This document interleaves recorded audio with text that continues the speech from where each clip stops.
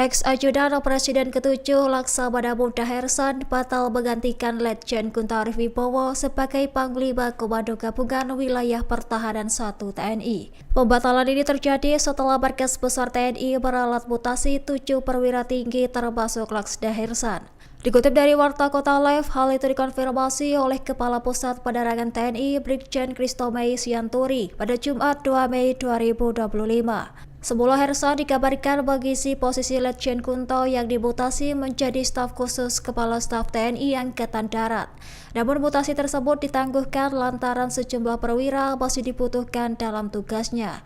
Menurut Brigjen Christomei, jika satu posisi belum bergeser, maka perwira lain dalam rangkaian mutasi pun ikut tertunda.